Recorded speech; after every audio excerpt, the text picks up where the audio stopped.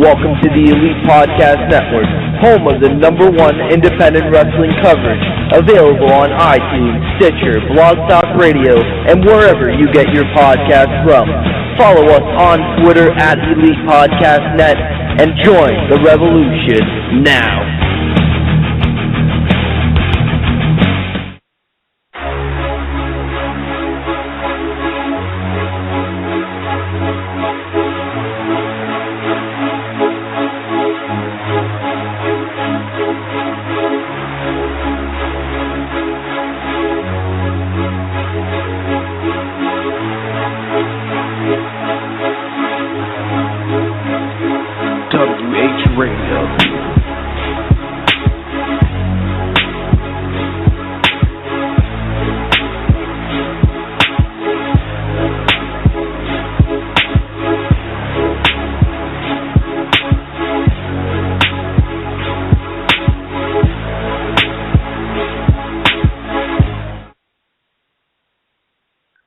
Welcome back to WrestlingHeads Radio. It's me, Oscar, and spending our Thursday night in this show, WrestlingHeads Radio, your favorite show.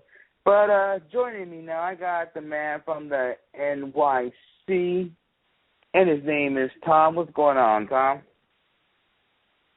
Not much, man. Just looking forward to the weekend. You know, work week is almost done. Halloween's coming up next week, so a lot of things to look forward to. So it's a good time, and it's still warm a little bit in New York. So I'm enjoying it while I still can. All right. As of right now, I know you guys are expecting the get Gus from FCW. Right now, our phone system's in the okay, let me see him right now. Hold on. I'm here. Am I here? This is Gus. Yeah. What's going on, man? I was just letting our listeners right now. Phone system was a little down, but now we're back and running. But hey, how you doing? Hey, man. I'm used to it, man. I'm used to it. The independence. We run a little bit late every now and then. All right, let's just start the show on the roll. All right, I know you have a big show coming up next Saturday in Imperial Beach, California. Next Friday. Before I want to ask you about this show, just in case our listeners are not familiar with FCW, just to let you know, it's not the FCW that once was the developmental in WWE back in Florida. So this is a different FCW. I'd like to ask you, how did it all start? Like, when did you start? If I'm not mistaken, did you start in another city? It wasn't in San Diego when you started, if I'm not mistaken. No, actually, it was all in San Diego. Finest City Wrestling is what FCW stands for, and it actually is based off of San Diego. So it actually started in 2008, believe it or not. I know a lot of people are kind of surprised at that, but we were established in 2008. We ran shows for a couple of years. I took a hiatus. I actually started another promotion with another worker named Sam Knight, and that was Pro Wrestling Massive. And unfortunately, we had a great product, but it just came to an end, and I just picked back up doing Finest City Wrestling last August. And since then, man, just having fun and just doing big shows down in San Diego and just trying to give everybody down here an opportunity to see something live, you know, like they see in LA, a lot of people can't get to. So that's what San Diego, that's why I tried to bring to San Diego with Finest City Wrestling. Yeah, definitely. Looking at the history of FCW, you guys had talent, like great talent on your guys' show. Like you guys had the Young Bucks on your show in the past. Berman, which once was the, I don't know if they still want to call him Rocky's Monster, but Johnny Yuma and Good Time, they've been on your shows before, and you guys have a lot of talent. Even who I get to see a lot in Los Angeles, like Douglas James, Danny Limelight, Big Duke. I mean, the name goes on and on. You guys been doing some great shows out there, and I'm sure they've been doing some badass shows out there. But well, I appreciate it. And to speak a little bit on that, the talent that I'm bringing in, it's like I kind of try to spread it out a little bit. You know, like you see Chavo Guerrero coming in. You see, like you said, the Young Bucks, they came in. Yeah, I want to spread it out and then give the guys that are up and coming in Southern California a chance, you know, like Big Duke, Douglas James, Danny Limelight, those guys, you know, and still allow them to be on this card and still allow them to have time to shine and show everybody what they can really do and what they're made of. And I try not to hold those guys back too much because I know that I brought them in because of their talent, and I want to see it, you know, and so I let these guys shine, man. I let them do their thing, and I'm glad that they're bringing the attention to Finest City Wrestling because without them, it's nothing, you know. And bringing guys like Young Bucks versus Vermin. Vermin is not like, so to say, it's a local talent, but Yuma's from San Diego. You know, Martinson's not too far away, and so they're Southern California bred, and so are the Young Bucks. But obviously, there's more light on the Young Bucks right now, and they're more popular. But it was awesome to put Yuma in that because I watched Yuma come into the business, believe it or not. You know what I mean? I think I powerbombed that kid in practice one time, you know, but I watched this kid develop, man, and me and him, we butted heads one time, and we got past it because we were younger, and I was like, dude, come in here and kill it, you know, like, have fun, man, and that's what Finest City Wrestling was about, was to give the guys that I saw come up and at least put big effort into their career, into what, you know, like, just bring them into FCW, like, look, man, I'll get something going good for you.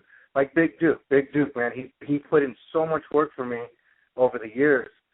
And then when we started rolling, I was like, hey, man, by the way, you got a match against Brian Cage. And he just looked at me cross-eyed, like, what? And I'm like, yeah, got Brian Cage coming in for you. He's like, oh, shit. You know, so that's what I'm trying to bring to the guys, you know, just give them chances to, you know, do what they want to do and shine and have fun and work guys that, you know, are all over like Lucha Underground. Like, I cannot give more thanks to Lucha Underground, like, right now than anybody, because they've opened the gates wide open to all their talent. Like, they've never been held back. So it was cool to, like, see the guys on my show jump on the Lucha Underground, and then they're still able to come do the shows. And it's like, wow, you just added more. And that's for everybody. I mean, any show that these guys are on, it's just adding more. And it's like, I'm trying to not keep up with Lucha Underground. Obviously, I don't have that kind of budget, but I'm trying to at least still bring that kind of product to San Diego. You know what I mean? Like, I'm still trying to bring that flavor, you know, I mean, look at B-Boy. I mean, that guy destroys it all up and down California, and it's like, that guy is the champion of Finest City Wrestling, flat out. And it's like, he's earned it, he's deserved it, he's got it, and it's going to take a lot to get it from him. And I'll tell you right now, October 30th is definitely his test of just a lot, man. And I hope everybody gets to come see this, because this match isn't a joke to me. This match really means a lot. It's the Finest City Wrestling Championship is on the line. You know what I mean? And I'm cutting that promo right now. But I mean, it's like I said in my video, Chavo Guerrero, Big Duke, Famous B, and if anybody knows anything about Famous B, that kid is he's phenomenal in his own right. And then you got, you know, B-Boy. But everything else that's on this card is just going to be like, I can't wait. You know, I'm excited right now. All right. Before we talk more about your card, let me put one of my co-hosts on right now. What's going on, Skits? What's going on with you, man? What's going on, guys? I'm sorry I'm late. I'm actually on break here at work. I'm like, I got to hit up the show real quick. I know Gus just hit me up on Facebook. I was like, let me make my appearance here on WHRADIO real quick and chop it up real quick while I'm on break. What's going on, Gus? How you, man?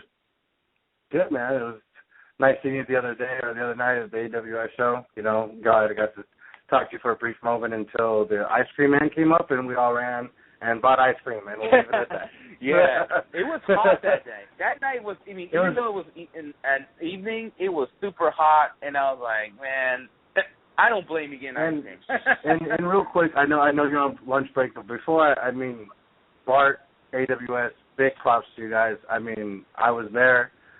That was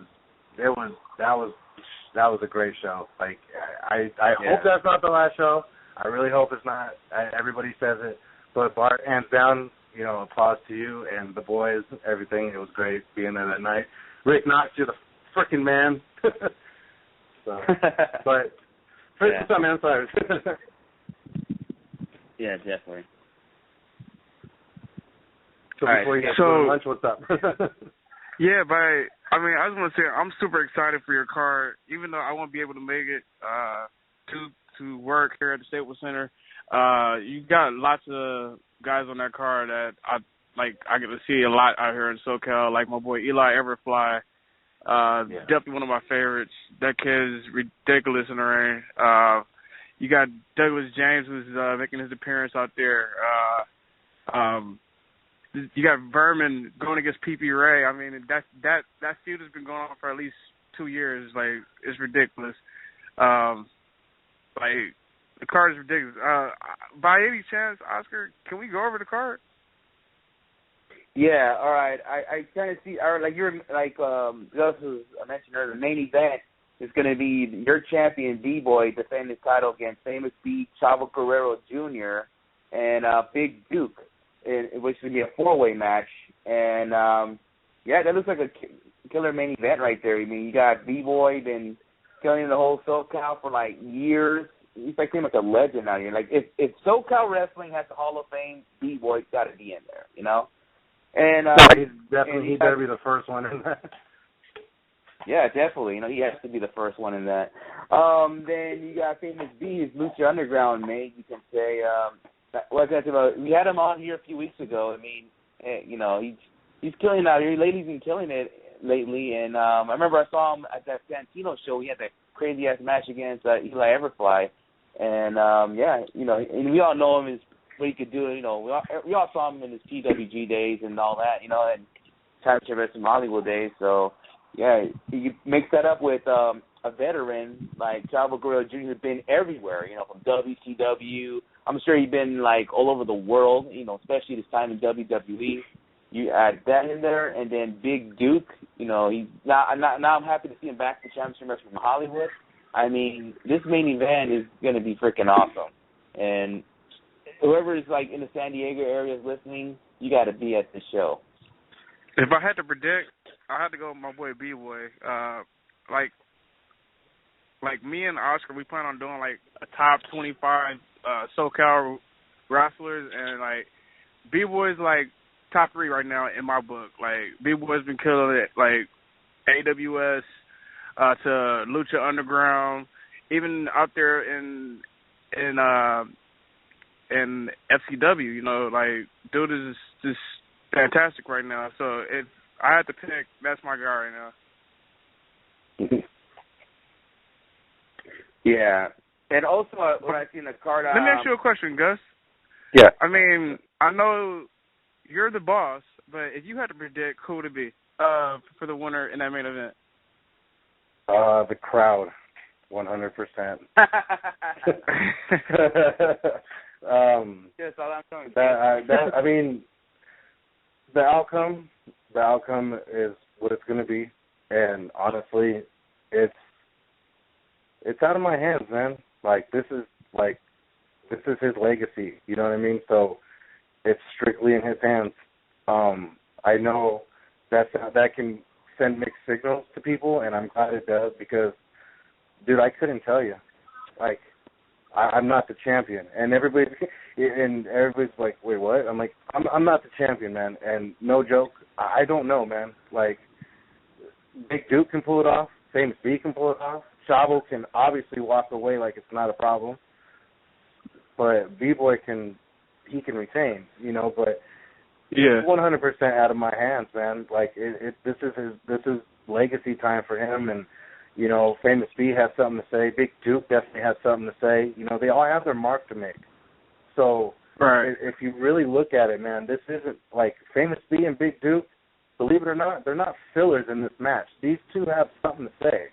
You know what I mean? And I'm as a fan and as a member of the crowd that night, that's who's going to win, first of all. But if I really had to put my money on it, I mean, yeah. I'll just leave it at that. You know what I mean? Like, you really can't. I mean, I've seen all these guys go to war. You know, I've seen Famous B go to war with B-Boy. I've seen Big Duke go to war with B-Boy. You know what I mean? I've seen it. Like, it's going to be hard. And I want everybody to come witness this because it's going to be, like, it's going to be one of those matches that you're going to be like, damn, wow, okay. Like, that's what wrestling is about. Yeah. So.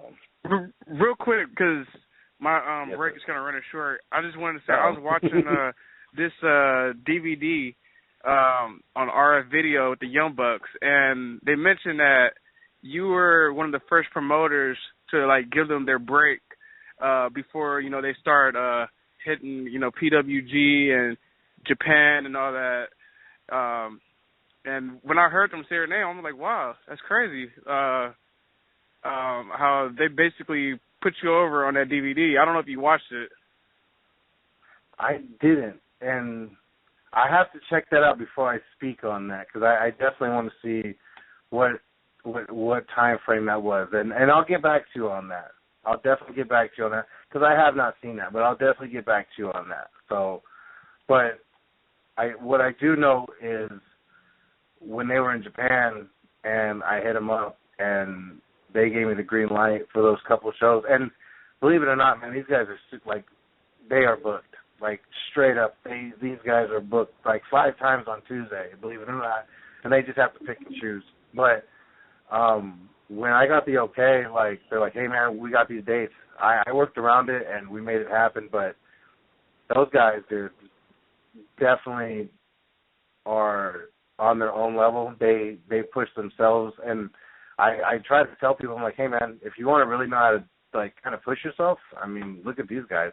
I mean, I don't see anybody else doing it like them right now. You know, a lot of people are, you know, they do their own promos and they do their own stuff, but these guys are killing it. You know what I mean? Flat out. There's no denial. And to be mentioned in that that's kind of cool. But I definitely want to look into that first before I take that any further.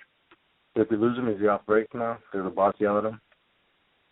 Yeah, probably did. Yeah. All right. Well, all right. Before we get more on your card, I'm going to pass it to my other co-host, even quiet. Tom, you got any questions for Gus? Yeah, I mean, I was just enjoying the conversation. Gus has a lot to say, and I'm enjoying all the information. And I hate to go away from the card because obviously the Halloween special coming up next week is a really big show, but you know, it's funny that you mentioned at the beginning that FCW has been around since 2008, and then you left for a little bit, did another promotion, and so on and so forth. So over the years, have you kind of changed your approach to how you manage shows and how you book shows? Has that approach kind of changed over the years? Oh, definitely.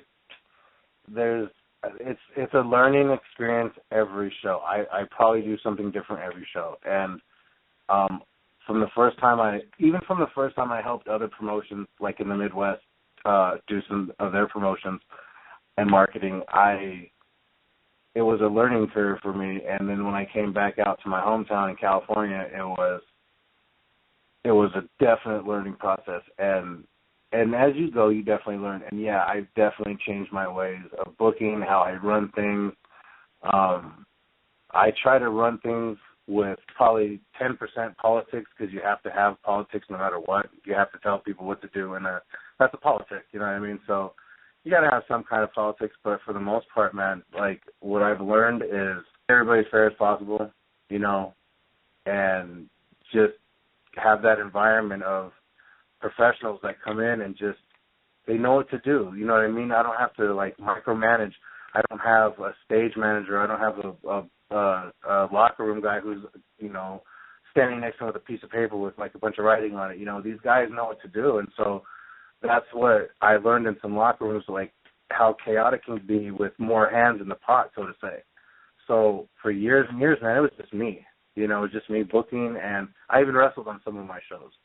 And I gave that up last year to just strictly promote because it was just becoming a choice of do I need to just run the show and wrestle? Because my wrestling skills were not all up to par. I was just filling gaps. But I just made that decision, and I wanted to make it easy for people like B-Boy. And, like, I wanted to make it easy for guys like, you know, Little Cholo and Joey Ryan and these guys that come in, and even the Bus and Vermin and all these guys, man. I just wanted them to come in, hang out. You got to see it, man. When these guys come in, it's just like they already know what to do. They just know what to do, and I let them just do what they got to do, and I don't micromanage them, and I don't breathe down their necks. You know, I may ask for a couple things, and that's about it. You know, but I definitely have changed my ways over the years.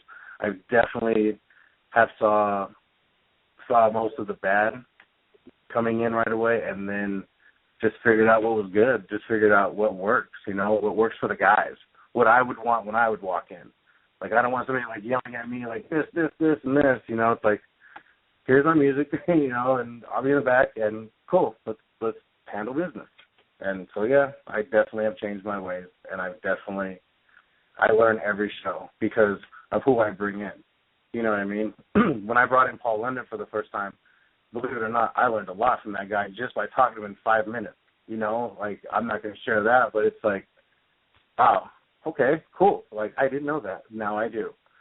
And it's obviously you're going to learn from a guy who's traveled with, you know, a bigger promotion like WWE and stuff like that, and doing the things he did with Kendrick. It's like he has something to say, and if you don't take that in, then you need not to be in this business, because you can learn every day.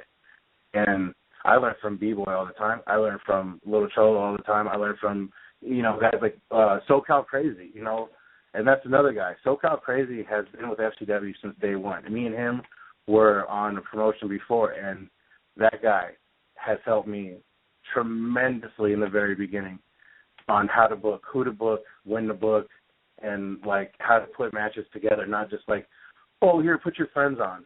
No, he separated friendship. He was one of the ones that taught me how to separate friendship from bookings. And for that, I appreciate that. And then I see the guys he works for, like Bart, and, you know, like other big promotions, and I see where he gets that from. And I'm like, cool. So if he took that piece from, like, say, Bart, and it worked for Bart, and works for AWS, and it works for SoCal Crazy going into that locker room, why wouldn't it work for my locker room? Why wouldn't it work for, you know, him, so to say? Like, if he has something to say, like, hey, man, this is the way, you know, it could be, and this is the way it could be easier for you. Okay, cool. Let's make it easy, you know? So SoCal Crazy was definitely one of the pioneers in my, like, way of running things with FCW at first. And he still, to this day, you know, gives me advice, but it's like he definitely was one of the ones that helped me. But like back to the whole thing, I definitely have changed my ways, and, you know, like I said, I want to have fun, man. That's really all it is. I want to have fun and give people a great time. So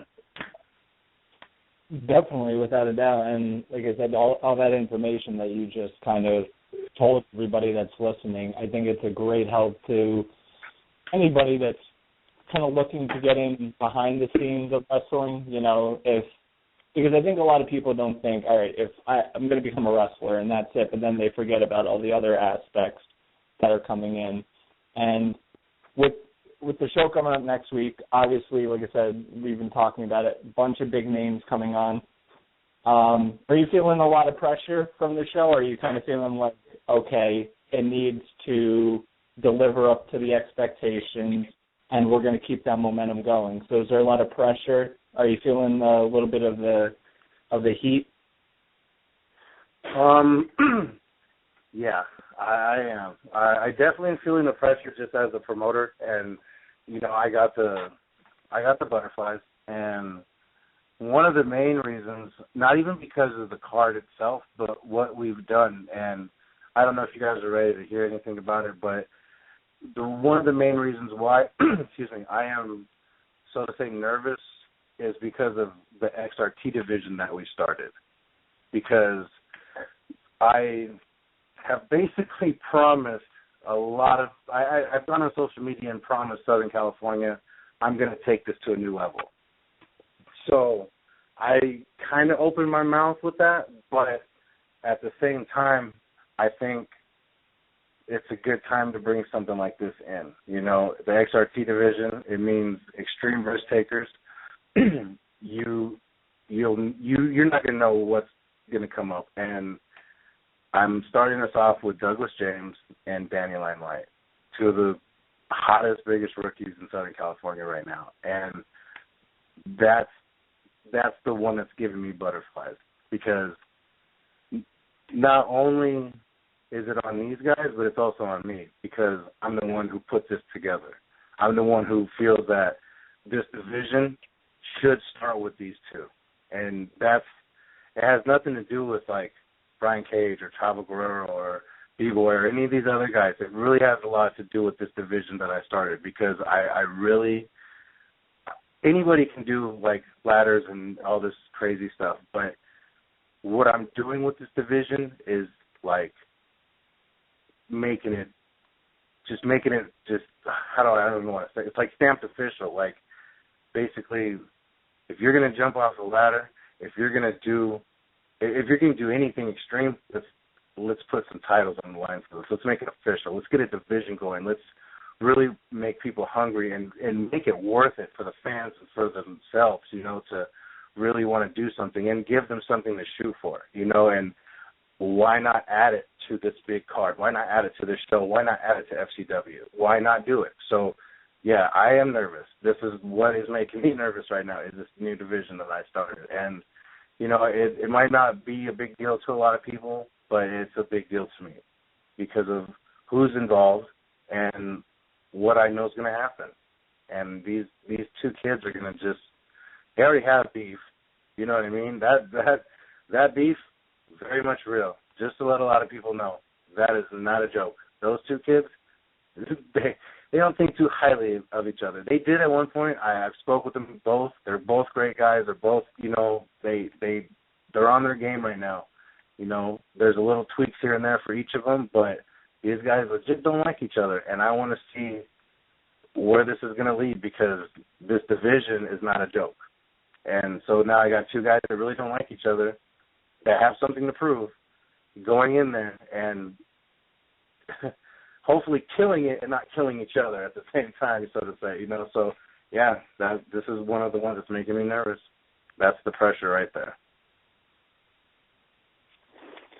It's crazy, but definitely appreciate sharing all that information, because, like I said, I think a lot of fans, when they go to a lot of these independent shows, it's just kind of show up and watch, and then they kind of forget how much is going into it. So definitely appreciate all the information you definitely shared to all the listeners. Oh, no problem. All right, Oscar, I'm hogging up all the questions, so I'll pass it back to you. Yeah, it's all good. You know, it's pretty good because he actually answered my question I was going to ask about the XRT division, but he explained about it. I was going to ask him, what is this? Is this some kind of X division? You're versing the X division like they do in TNA or something, but it's all good. You know, well, I mean, I can speak on this some more, because it's something that it was brought up in a conversation between me and another guy. And yeah, one thing led to another, and, you know, it more was less of, hey, are you just, you know, like, are we going to just do big cards and do big shows and that's what we're going to be known for? Or, like, what do you really want to do? And I said, well, I mean, we have a heavyweight champion. And do we want to do a secondary title? And it was just one of those things. And here's the thing is, this title is wide open, and I picked Douglas James and Danny Limelight to start this off, and I'm almost not regretting it. But just like you said, Eli Everfly, he's killing it right now. So yeah, he might be participating in this XRT division soon. You know what I mean? Like, guys like that, like, you've seen Eli Everfly, and you've seen all these guys do crazy stuff. So it's like, let's give them a reason to, you know what I mean? Like, let's really, like, turn up the volume, and, you know, let's make people from even, like, the East Coast look over, like, what are they doing over there? You know what I mean? Like, what's this XRT division at FCW? You know what I mean? Like, it's just something that I wanted to start. It's something that I'm not going to just like, oh, yes, the XRT division, big whoopers are secondary. No, this is going to mean something. And, you know, eventually you never, like, you'll probably see cages and ladders and all kinds. I might roll a tank in there. You never know. But the XRT division is definitely, like, it's extreme risk-taking. It's who wants it the most, you know, like, out of that. Like, these two guys that are going in there, it's who wants it the most. What extreme are they going to take? What risk are they going to take? You know, that's like the whole thing is what? No risk, no reward. So here's your reward, big fat gold title. Yeah, definitely. You know, it sucks. I only get to witness watching Dane Limelight, only watching, you know, UEW, but I know the guy is very talented. I'm sure he's going to kill it with Douglas James. I've seen Douglas James many a times in AWS and Santino's. Yeah, this guy is pretty good. I was telling a lot of people, hey, check this guy out. He is really that good, you know. And I'm glad he's part of Championship Wrestling from Hollywood. You know, he's going more on TV. So yeah, he's phenomenal talent, and I'm sure those guys are gonna have a killer match. I'm gonna say this is probably the match of the night. So if anybody wants to go out there, just pay attention to this match because this match should look like it's a match of the night. I want to go down. What? Go ahead. No, see, I was going to go down to the card, but yeah, it looked like you're about to say something. Just talk about the card, man. We'll go match for match, man. I got a lot to say about each of them. All right. This one right here, it's like a championship match from Hollywood versus Lucha Underground match right here. You got Che Cabrera going against Little Cholo. I have a little story about Little Cholo on this show. We had B-Boy on here, and it was one of those times where you guys had you put those two guys in a match for the title, and he called in. He was like, hey, B-Boy, what's going on, man? And he was letting everybody know I'm going to be your next FCW champion. I right when we had B-Boy on here. That was funny. That was like a WrestlingHeads moment there. But yeah, I heard that. Oh, you did? That was a good moment there. Yeah. So you got Jacob and Little Cholo here. I know Little Cholo been on your shows like plenty of times, and he's been competing for the title. What do you expect from the crowd for this kind of match? Or maybe I'm not crowd, but what do you tell the crowd about this match? I mean, with Che, starting off with Che, I mean, the kid, he comes from Santino Brothers, and shout out to Santino Brothers because they produce talent. I mean, hands down. Like and I hope a lot of people raise eyebrows because I said that. It's like, hey man, I give props to props too, you know. And those guys, they produce talent, man. And Che is definitely one of those guys like you have to look out for. And I mean, he's one of those. He's like one of those like assassins, you know what I mean? Like I've seen the kid do crazy things, and I know he's a great worker on top of it. And he has something to say. He has something to prove. You know what I mean? And Cholo is, from my understanding, that's officially his 17th year that day. And honestly, I didn't know that until after it was booked. And I think that just turned it up a notch because not only does Cholo have to go in there and defend his 17 years, but Che is up against 17 years with something to prove because he can go toe-to-toe with this guy. It's not going to be a squash by far. You know, these guys are going to go to war. And Che, like I said, man, Che he's built, man, for this. And Cholo, he's proved it time and time again that he can go with anybody. I mean, if you saw the match with Paul London, they just killed it, destroyed it, went up and down the whole arena, and it was great, you know. And like I said, this match definitely got turned up a notch when we found out that Cholo's official date was October 30th. So with this match, man, you're just gonna see just wrestling. These guys are just. I see a lot of near falls because they're not going to give up, and Cholo doesn't give up. Che doesn't give up, even though Che took a sucker in the mouth last show that came out of Joey Ryan's butt, but, that's besides the point. Yeah. Yeah. Shout out to Tennessee for shoving a lollipop in Jay's mouth, but, Che was also there a show before, and he got put into a three-way, and then, or a 3-on-3, and then I had him in that triple threat, and I wanted to see. I know what he has in him as a singles. I've watched him. I've seen him in other places as singles, and I know he's got what it takes. And Cholo has a lot in his plate that night. There's pressure for him, so it's going to be kind of cool to sit there and really watch. The odds go against Cholo and the odds go against Che throughout the match. So that's my outtake on that. Yeah, definitely. Another match, you got two veterans going at it. You got Brian Cage going against Paul London.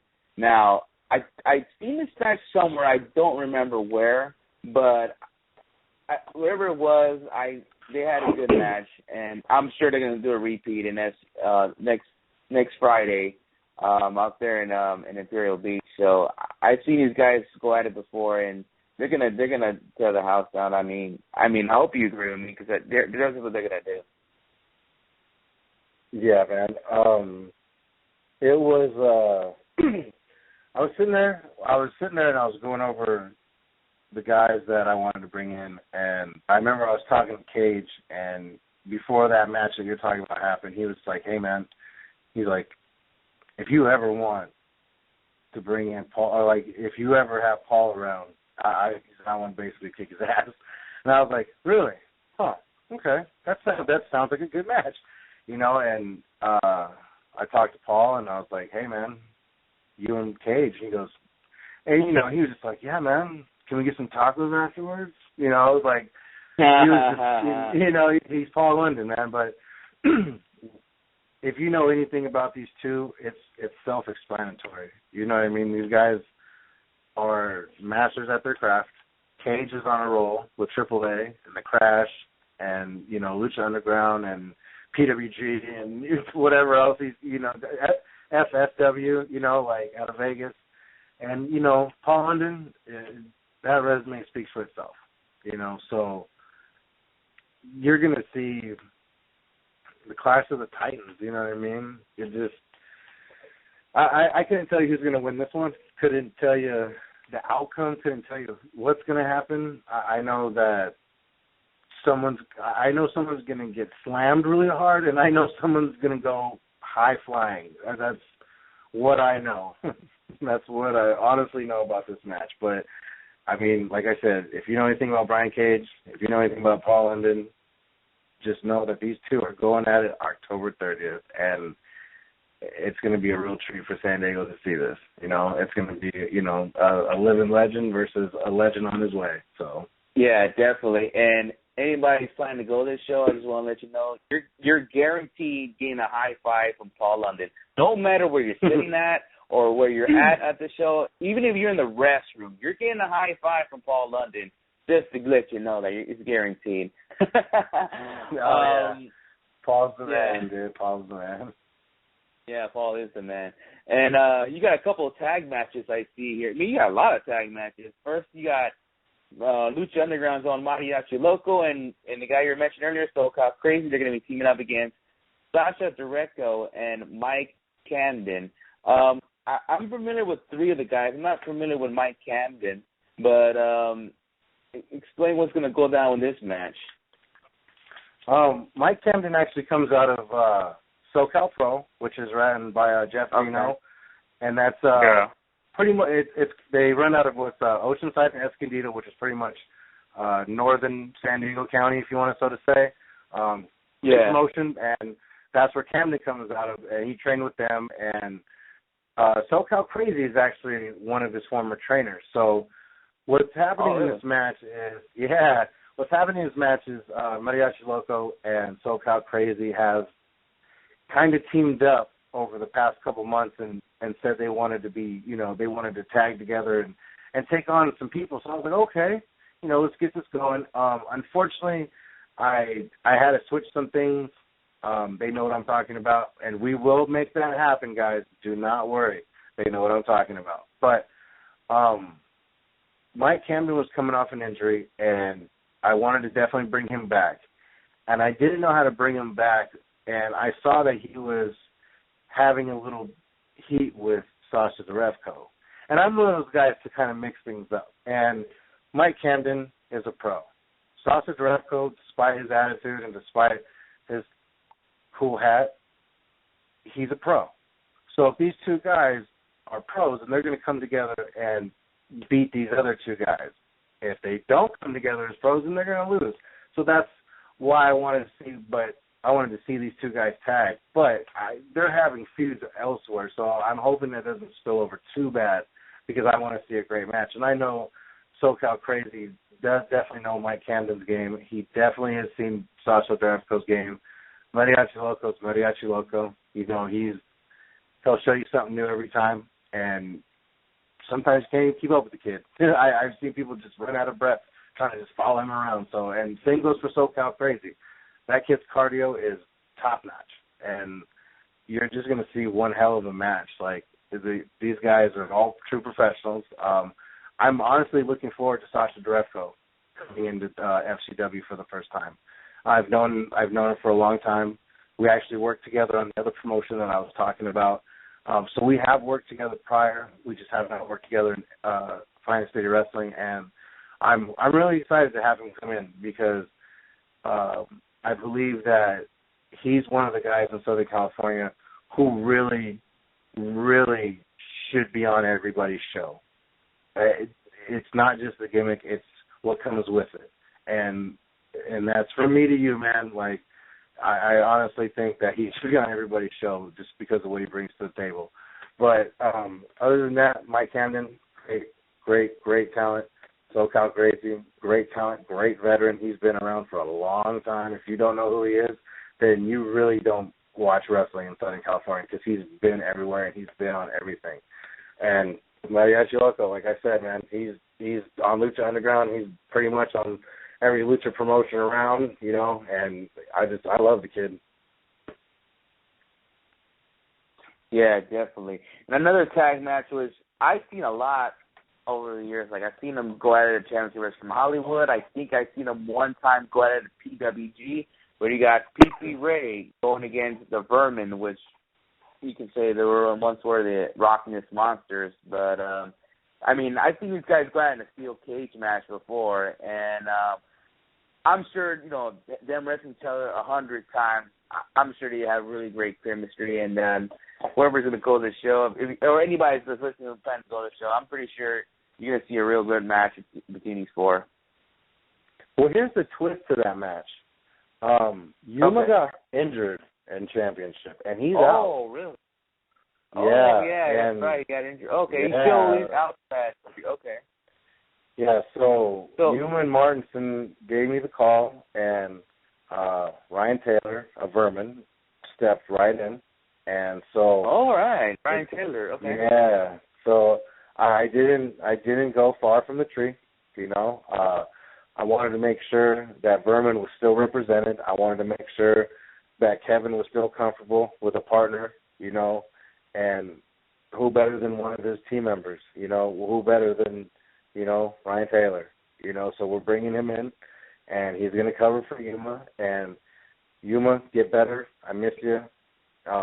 You know, and Yuma's definitely one of the guys that has inspired my tag team division. Him and Martinson definitely gave me the push to bring in the guys like Bucks and Reno Scum, and the list can go on. But my tag division, it starts with them, just hands down. It starts with Vermin, and like you said, they've gone to war with P.P. Ray many a times. And Peter Avalon, he's not a stranger to FCW anymore. He's been to a couple shows, knows the program, and this will be Ray Rosa's first time in Finest City Wrestling.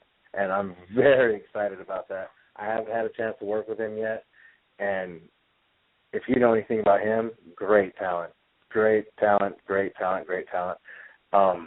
So this match is actually starting off the show, believe it or not. This match is, if you're late, you're going to miss this. Do not be late because you will see Peter Avalon, Ray Rosas versus, Ryan Taylor and Kevin Martinson, because that's, like I said, the tag division starts with Vermin, and once I get those titles in the program, once I get those titles going and that tournament going in the middle of next summer, guys, I have a huge tag tournament coming up that you're all right. I don't think anybody's going to be ready for this one, but just trust me, I have some tricks up my sleeve for this tag tournament. But like I said, Vermin's definitely 100% in that. But you guys are going to see a display of pure, raw tag team talent between both of them. And the coin is, anybody can win because, Yuma and Martinson are the tag team of Vermin. So I'm pretty sure Kevin and Ryan, they have plenty of chemistry together, but that can also be PP Ray's advantage on this too. There could be a couple things that they don't do that they can, sneak in and get on them. So I'm looking forward to this. I know Ray Rosa and Peter, they're no slacks. They're going to kill it. I know Kevin is a beast. If anybody's listening to this, any promoters, anybody out there, Kevin Martinson is a beast in tag and singles and whatever. That dude will wrestle broom. But Kevin's a beast, man. If anybody's out there, just bring him back. Get him in there and let him show you what he has got. That kid is, like I say, he's a beast, man. So I'm looking forward to this match. Yeah, this is going to be a great match. You added Ryan Taylor. Holy shit. I told Peter Avalon we had him here months ago, like, my favorite feud in Chance of WrestleMania when he had that feud with Ryan Taylor, that was my favorite feud. And you add that in there, I'm like, holy shit. And that's cool you're having a tag team tournament. I used to tell a lot of people about, I started watching wrestling because of tag teams, like Demolition, The Rockers, that era. That really got me watching wrestling at a young age. So, it was cool to see Hulk Hogan in them, but the tag teams were more exciting back in the day. So, yeah. They were. Yeah. What for tag team wrestling, I don't know what are we doing. I don't know if I'll be doing this podcast right now. But, that's cool. That's cool. If you're going to make a tag team tournament, I got to start thinking maybe I should head down there to check it out. I'm shooting for next summer. Yeah. Just so I have that officially lined up and the right people in place and the right teams in place, because I'm going to make it count. You know what I mean? It won't be obvious. It's going to be a holy shit. You know what I mean? So look forward to that next summer. That's definitely going to be coming from FCW. Yeah. Right now I have a weird cough going on, and probably some of the listeners are like, the Young Bucks. Yeah, so I don't know, this weird cough going on right now. Yeah. Right. But yeah. Right. Yeah. Yeah, and then you also have more tag team matches. The one tag team I'm not familiar with, Gods of War, but they've been going against a tag team which I've seen a couple of times, the Reno Scum. I saw Reno Scum actually almost a year ago in Ring of Honor. They were actually in that Ring of Honor show they had in Vegas, so they were in a dark match. And I've also seen them around AWS in that show. Gods of War, I'm not really too familiar about them. But, I know Reno Scum's a good tag team. I know that. Those guys mix very well. I don't care if they're like just, because they're punk rocker guys and they're going to mix well. No, their ability working together, it's legit. So the Gods of War, I'm not too familiar with them, but maybe you can explain about Gods of War. Gods of War, Alexander Hammerstone and Joe Graves, they, I believe that they're out of Arizona. And Alexander Hammerstone, I saw him first as a singles wrestler. And once I dug into his resume, so to say, and, his highlights, I saw that he was also part of a tag team called Gods of War with Joe Graves. And they're just some beasts, man. They're all over Vegas. They're up in Portland doing that with Big Duke actually brought them to my attention, really. And he's the one who also brought Sway Thompson to my attention. We'll talk about that. But he brought them to my attention, and I was just like, wow, man, Alexander Hammerstone is like the epitome of a pro wrestler. You know what I mean? Like, if you were to like get a pro wrestling doll in the '80s, it would look like Hammerstone, straight up. Like it's just like he stands there. He's like, "Are you a toy? Like, what are you?" But kid's a beast, you know. Joe Graves, he has an MMA background, and these two guys together, they've gone to war a couple times with Reno Scum, and I think this is what's not going to end the feud, but this is definitely what's going to fuel some more fire for this tag team division. Them going against Reno Scum, Reno Scum came off that loss against Vermin because they, you know, like I said, Yuma's the man. So he pulled a definite hat trick and got that win. But Reno Scum did not want to leave FCW on a loss. We talked, and you know, they said, bring it. Like, don't hold back. Do not hold back. Do not give us anybody to just beat up on. Bring somebody that's gonna fight back. And I said, oh yeah, well, I got the God of War. Like, we've gone to war with it. Like, we've gone to war with them.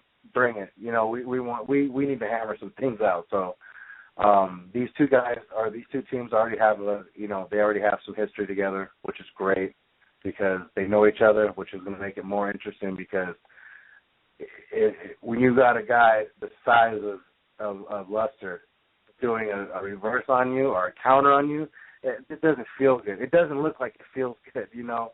That guy will knock your head off. And so that's what you're going to see, man. These guys are going to look to knock each other's heads off and make a stamp for themselves. And this is Gods of War's debut. So they definitely want to come in here and prove that, you know, this is our spot here. You know, we want to be part of this tag division. And they have to go through Reno Scum. Even though they're coming off a loss, you still have to go through them because, you know, they didn't just lose off of they got beat up just right away. They lost off of that one slip, and trust me, they're not going to let it happen again. And these guys are all going to go at it, and I cannot wait.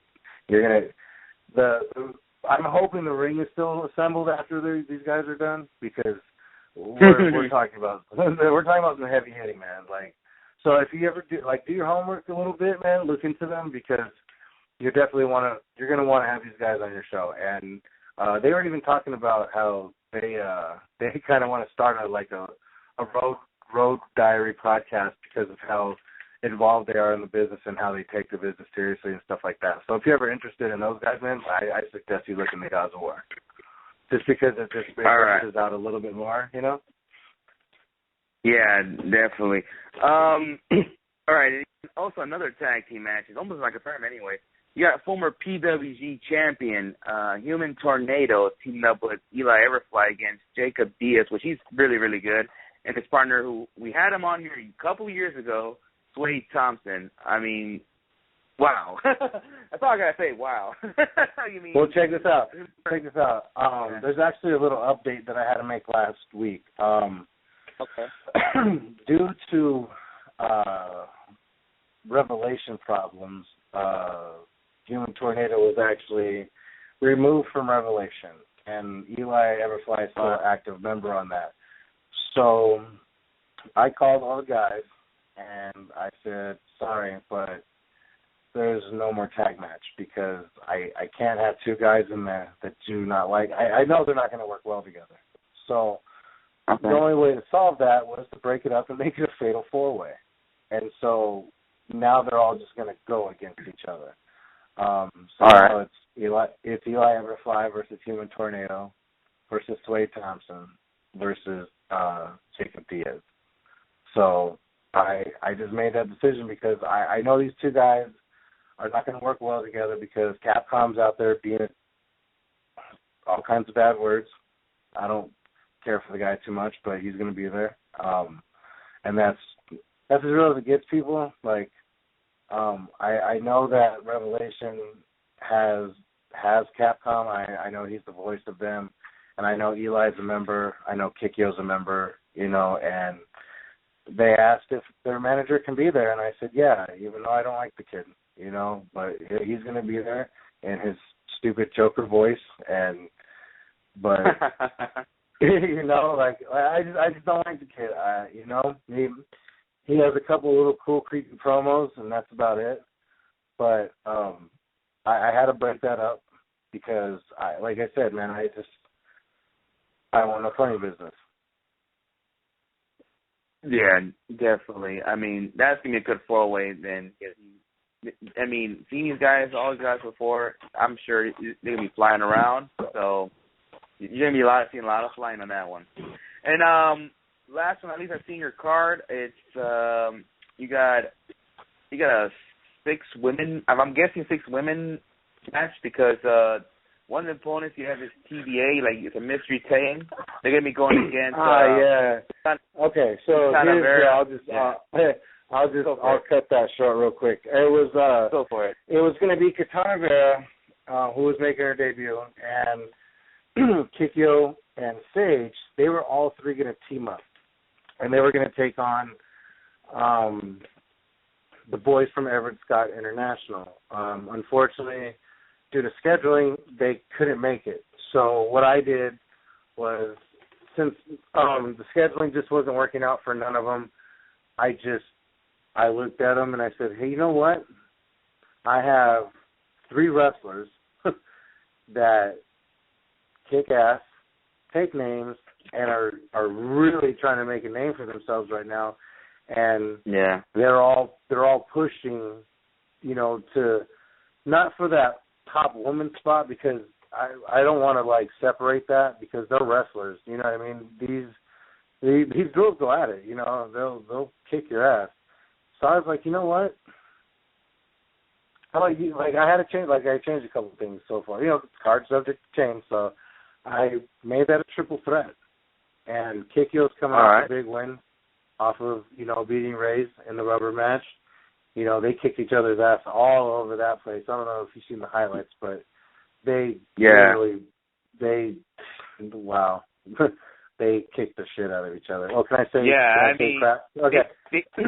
You can curse whatever you want. I'm saying I've seen these 2 wrestle each other before. They beat the shit out of each other all the time. I saw them wrestle each other at AWS, and they're like 2 girls I would not want to mess with.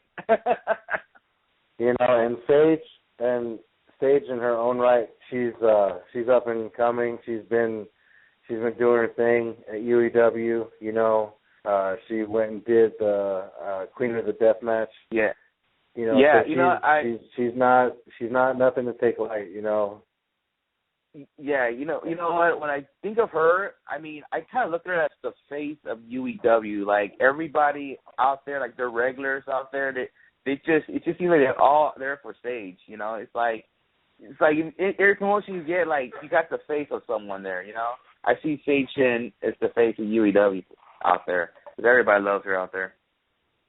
And that's awesome, man. You know what I mean? That says a lot. And even if the statement is true or false, you just saying that says a lot for women wrestling. You know what I mean? It says a lot, because, if a woman is seriously the face of a company, nobody should ever dog that. Nobody should ever say anything negative, because that's honestly a big step in wrestling, and especially in Southern California. I mean, the face of my company is B-Boy. You know what I mean? Hands down. Yeah. And I can name the face of everybody else's company, but in a way, dude, I think you're right. You know what I mean? Sage is the face of UEW, and I think that's awesome. And J.D. Hoare and well, actually, you know what? When I used to think of UEW in the past year, I thought Supreme and J.D. Hoare and Bellagio. And shout out to Bellagio, dude. I love that kid. Me and him, we finally got to talk, but we'll talk about that later. But you're right, man. I think it's awesome, and when you have somebody like Sage and what she's doing, you have to put her against the best. You have to bring the best. And Kikyo, I don't know if nobody knows this, but Kikyo she's a beast, dude. She's awesome. You know what I mean? She's out of Northern California, and that's why maybe you don't see her as much in Southern California, which we need to change that, because she's an ass kicker herself. And looking to her, man, she's won titles in other promotions, and she don't play around, and she will put some damage on you. And Katana Vera, she's teamed up with SoCal Crazy for years, and she's a singles wrestler, and she's been trained by some of the best, and so she's she's no slouch either. I seen her at AWS do some crazy shit, and I'm just like, oh wow, okay, she ain't here to play. You know what I mean? That pretty face and smile. That there's a punch behind that pretty face and smile. She's gonna hit you hard. So I took these 3 girls and I was like, instead of making them a team, I think the respect is there between them. I think they know each other quite well, including Katana. I think they understand where they all come from. They all understand who they are right now in the business. And you know what? One of them's got to take that win, and they're going to fight for it, you know. And it's going to be great. It's going to be a great brawl. You know, like I said, Kikyo's coming off a big win over Rays. And Sage, she beat Joy Ryan. She beat Seville. You know, her and Seville they've had heat for over a year now, I think, and they went at it at my show, and I was like, wow, she's definitely one of the top ones that is making it out of Southern California. And so what better way to just, like, prove it and have her go against 2 other people. So you're going to see some hard hitting, you know what I mean? I honestly think after that match, there's going to be no more pumpkin on Sage's face.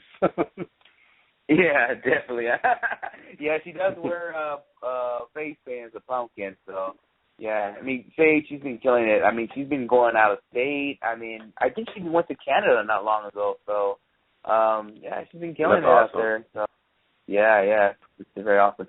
All right, well, just before I pass it back to Tom, I just want to say, everybody, if you got nothing to do next Friday, I mean, doesn't matter if you're living in LA, San Diego, fuck it, Arizona. I mean, fuck it, man, drive to San Diego and check out the show. I mean, hell, it looks like it's worth going through the traffic. I know traffic could be frustrating, but hell, it looks like it's going to be worth it. And yeah, just get your ass to San Diego and Pearl Beach and check out some FCW. So, all right, let's. I want to pass it to Tom. Tom, you have a question? Yeah, one of my final questions that I wanted to ask, because I always ask this when we interview people over on the West Coast, because I'm over all the way on the East Coast, so I'm always intrigued by what people think of this. Gus, you've been around the West Coast wrestling scene for quite some time now, and I think now, maybe more than ever, maybe you can say back when Samoa Joe was wrestling and John Cena was down over there. Maybe you could say it's on that level, but I feel like SoCal wrestling is at its highest. You know, you have companies like your own, you have companies like PWG, you had AWS, Santino Brothers, all doing great stuff. Were you surprised at the kind of rise of SoCal wrestling over the last few years, and where do you see it going in the future? Surprised? No, because I hold loyal to my soil, and I believed in so many of these guys, and it just took promoters to really push us and to get our talent out there.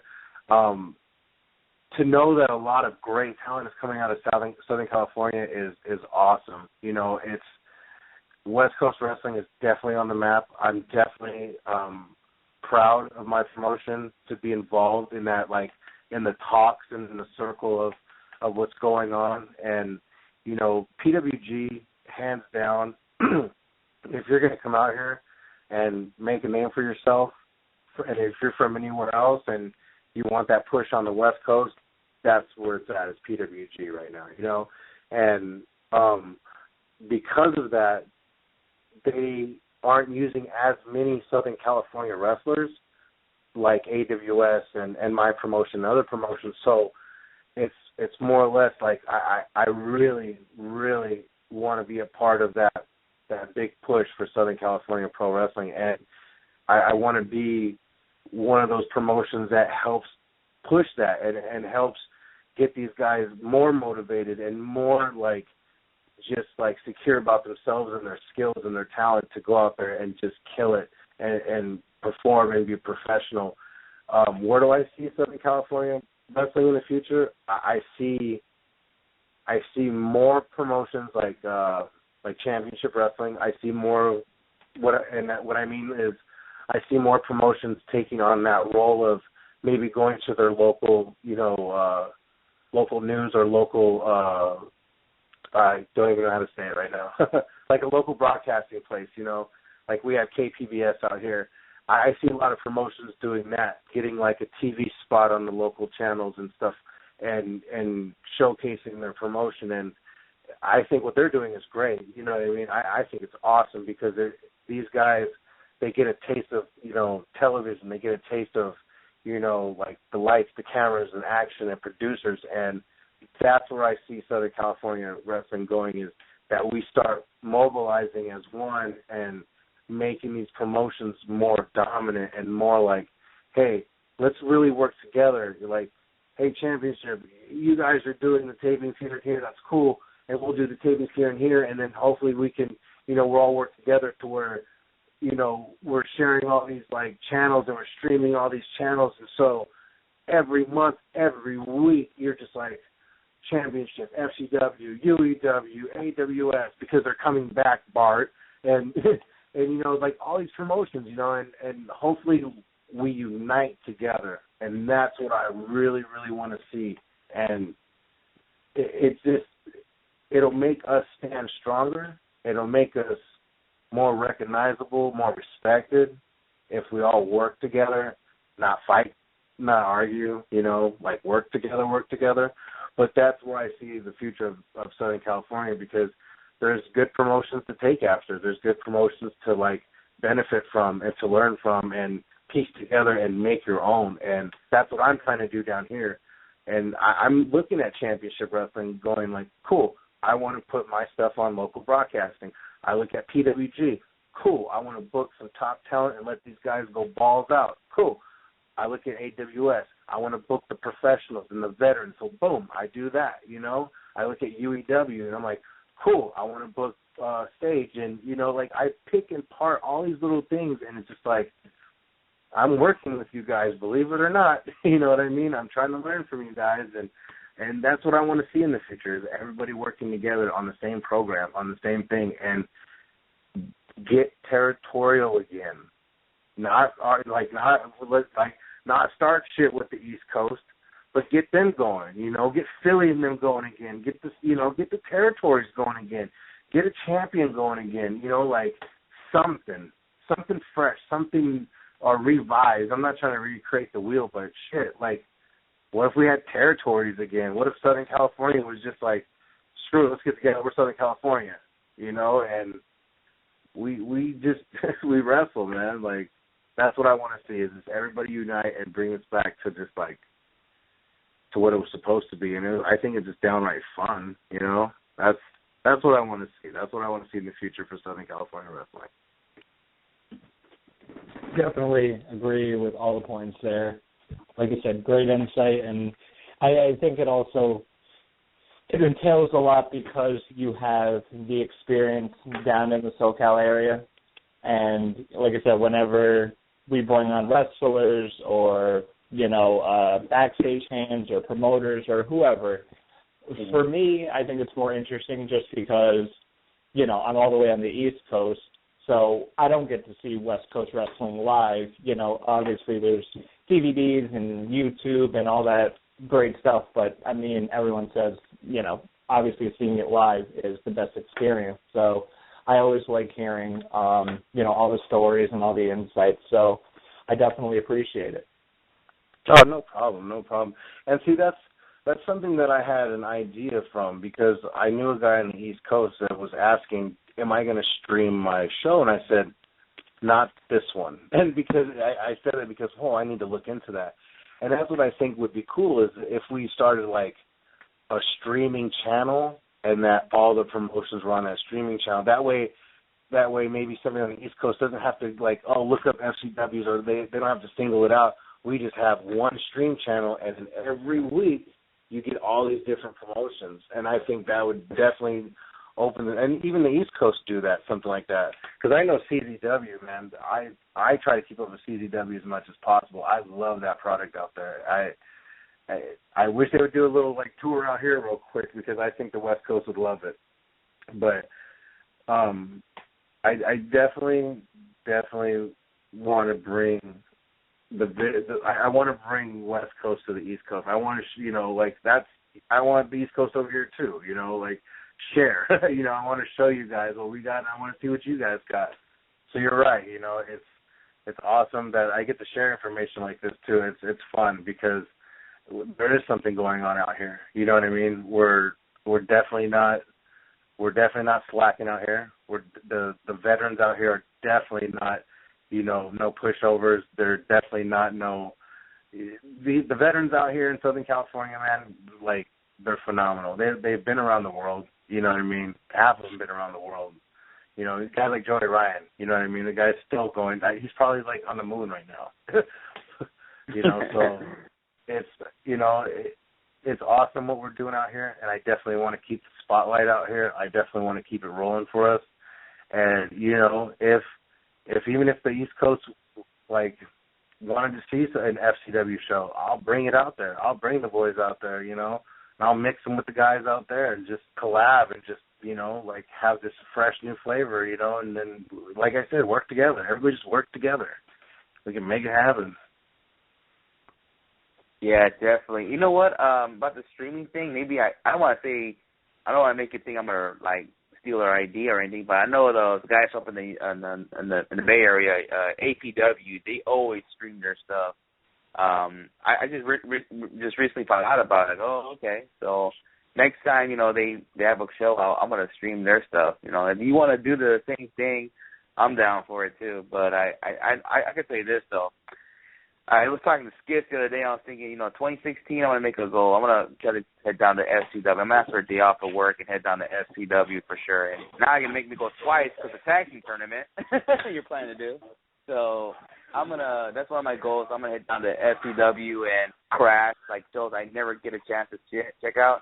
Those are, my goals right now to head down, check out you guys' shows down there down the border, you know what I'm saying? So, those are my goals.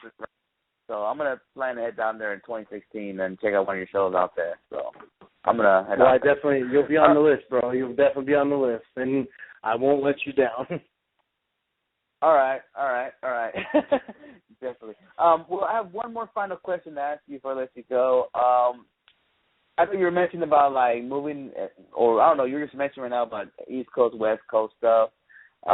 What's the future for FCW? What is your plans to do in the future, maybe in 2016 or something? Are you planning maybe moving to LA? What's the future for FCW? What's the plans you're planning to do for the future of them?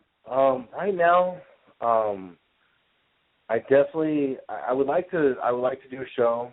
I would like to bring the brand to LA once, not to step on toes or anything like that, but I know there's some LA fans out there that can't make that drive with traffic, and I'm more than willing to bring it up there, Yeah. And come on, all the guys that pretty much on my show are either from LA or a little bit more out of town. There's very few guys from San Diego. So, I mean, if I'm going to LA, you're going to see the brand and you're going to see, some of your favorites, So I definitely want to get up to LA once or twice next year and work with the guys. The real future that's happening right now, God, I wish I can say what's really happening, because I've had a few meetings and I have a couple of new mentors in the game, and I'm very blessed to have these new mentors. And believe it or not, these guys, you've seen them plenty on television. That's all I have to say for now. If you go to the October 30th show, you'll clearly know what's going on. Because, like I said, I have some surprises. But just know that I'm working with promotions like The Crash. And if you know anything about them, they're branched off of AAA, and their shows are awesome. Yeah. I got invited out by Junior, and so big shout out to Junior, Tiny, Nacho, and all the boys from the Crash, man. They treated us like family. We stayed out there with them for the weekend. So I've been working with them on, just like certain dates and stuff. But the future for Finest City Wrestling is huge, man. Like it's really gonna be big. And what we're trying to do is, like if you're a Lucha Underground fan, you're gonna go to the tapings up there. And if you like what you see in Lucha Underground, you're definitely going to like what you're going to see in, Finest City Wrestling. If you like what you see in Finest City Wrestling, you're definitely going to want to travel over, to Mexico and check out the Crash, because I'm definitely trying to mix all that together right now, and it's happening, man. And the guys that I got coming in, the new debuts that are going to be made, it's crazy. You know what I mean? And if you know anything about the Crash or looking to the Crash at their top talent, I mean, I'll even say it. You know what I mean? You got like guys like Phoenix, and Angelico and Jack Evans, Pentagon Jr. Those are some of the names that are going to hit cards real soon on FCW. You know what I mean? And that's the kind of future that we have, and it's not going to stop.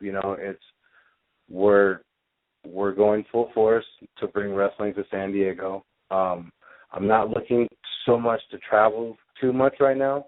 There was a couple of spots open for us. We actually have an opening in Minnesota that we're going to take, and an opening in San Francisco in December. We just don't have a date for that.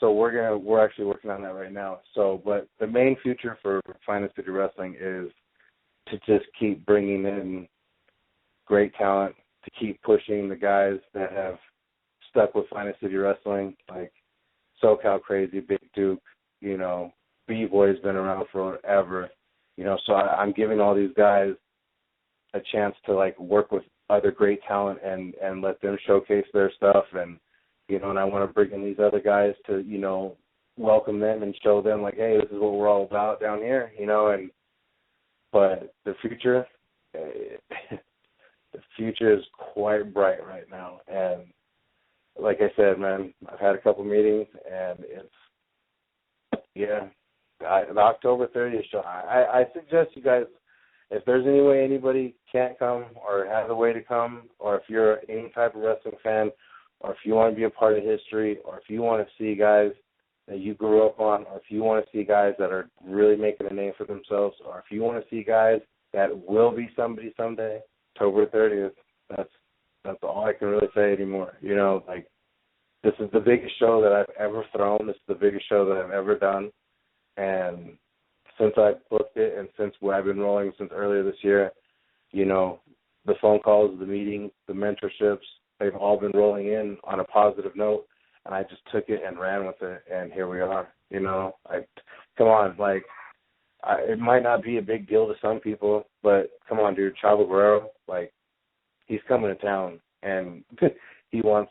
And when we talked, I told him, I said, "What's your plans with us? Like, what do you want to do? Like, because I have ideas." And he goes, "I'm there to win some gold." I'm like, "Good," because that's what I wanted to hear. Like, and right off the bat, let's test B-Boy. You know what I mean? Let's test Chavo. You know what I mean? Because Chavo's on Lucha Underground. I'm pretty sure he's bumped in the famous B in the back once or twice, and I'm pretty sure he's seen him, how he works. And if he hasn't seen Big Duke or met Big Duke, he will that day, and I'm pretty sure he knows who B-Boy is. So it's going to be awesome to see this. Yeah, definitely. I mean, thank God there's no WrestleMania in California in 2016, because now I can use my days off heading down to San Diego. So, yeah. All right. Well, before we let you go, I want to say thank you for coming on. Spending your night with us, and before we let you go, is there any plugs you want to give out? So you can let our listeners know that they can follow FCW.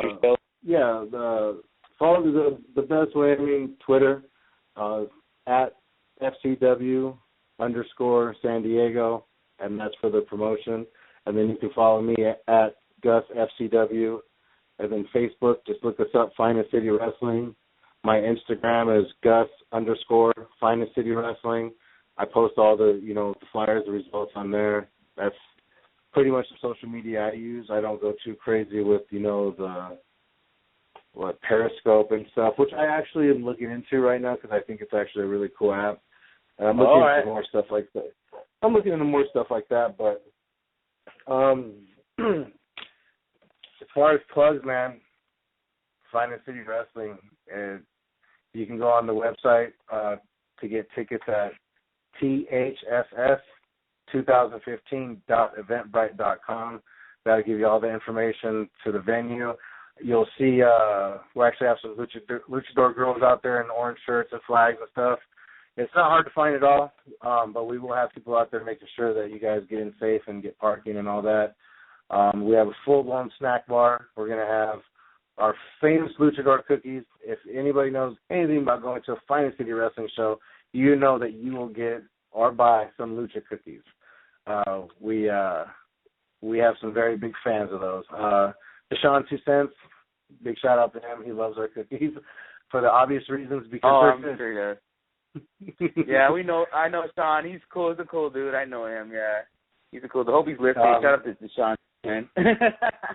Yeah, you know what? And a big shout out to those guys. I don't know how much time do I have. I don't want to run anything over. Go, man. Go like you want. Guys like Sean are one of the main reasons why I do what I do, man, because the kid has so much passion for our business, and I look at him, and I've never heard anybody speak negative, but I've heard people in the past speak about fans like him, like just being negative. It's like, why? These guys are the reason you guys are out there, and because he pays attention, like you need to pay attention to him, because if it's one thing this kid knows, he knows the wrestling. He knows Southern California wrestling and other wrestling, but he definitely knows Southern California wrestling.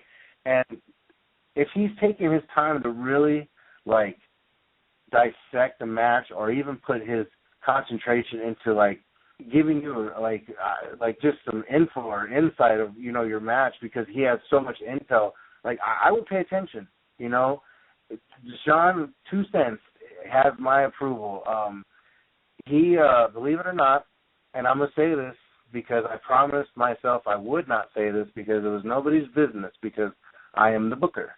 But I went to Sean one time and I said, hey, just curious, if you were to book a match, here's 5, 6 guys, and I threw him these names, and he's like, boom, I would do this.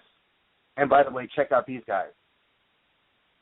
And I shit you not, I put that match together, and it was damn near match of the year. He's the one Sean's the one who suggested I put Reno Scum against Berman. And I did. Great. Because my whole thing with wrestling, it's you can be greedy and you can put matches together that you think are cool. You know what I mean? You can put matches together that you think is what's right. Or you could pay attention to the real fans and the guys that are putting in their time, just like you put in your time. I put in my time to promote my show as best I can. And this kid's putting in his time to promote his podcast and his hot tub reviews, and he takes his time to pull guys to the side to do interviews. Well, guess what? I'm going to listen to kids like that. I'm going to listen to guys like that for the simple fact because they're putting their time into it. And if you sit there and you listen to him, he knows what he's talking about. He knows the fundamentals of what's going on. Has he ever been in a ring? No. Will he ever? Probably not. But he does know what's going on. And I give praise to that. I really do. And because, like I said, because of guys like that, I book the way I do.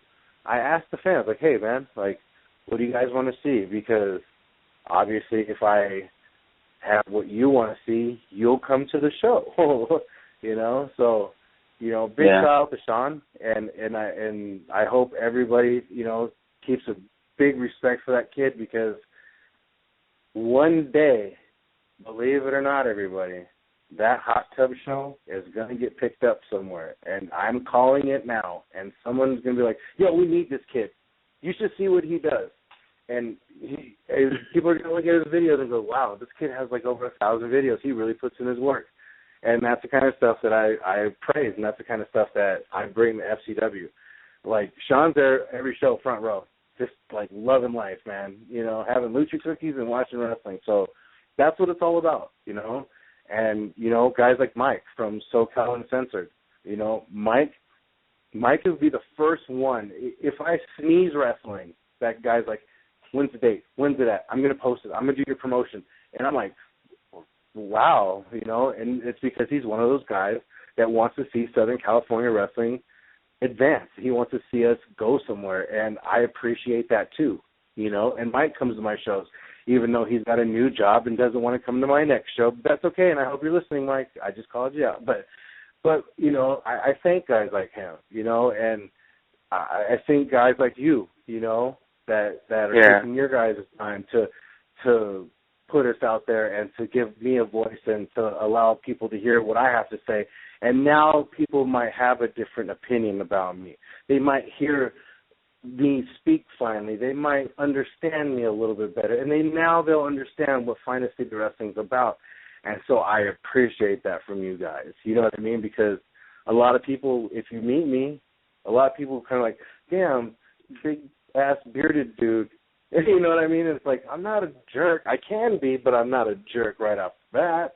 Yeah. But, you know, but it's good to have a voice, and it's good to have these outlets. You know, it's good to have fans. It's good to have, you know, Sean and Mike and you guys, you know, and other guys that I'm pretty sure you don't want me to mention, but I'm, you know, but I'm happy that there's outlets like this. I'm happy that, you know, like there's ways for us to promote. I'm glad that people can, you know, speak their opinion. One of the best, you know, podcasts I've heard was from Eli Everfly, because it changed my opinion on the kid, because there was a few things he did social media-wise that I was like, what an idiot. And then I heard him talk, and I'm like, oh, my bad. You know what I mean? And I admit that, because I totally judged the books by its cover, because nobody would give me a straight answer. So I was like, okay, so this kid's a dick, you know? But then I talked to him, and I heard his podcast, and I heard the outlets that he has to speak as himself, and it was like, cool. All right, now he's debuting on my show, which we didn't get to talk about that match because, we did. But one of the things I wanted to target was Eli coming into the XRT division, because I know you said he was killing it, and just Eli's going to have his chance with FCW. Just know that, everybody. He's definitely one of the ones that I was following for a while, and that kid's phenomenal. So I definitely appreciate that out of him, coming in and doing what he's got to do. But as far as, you know, the shout-outs and the social media and everybody helping out Southern California, please keep it up. You know, please unite. I mean, Santino Brothers are, you know, they're killing it. They're doing it.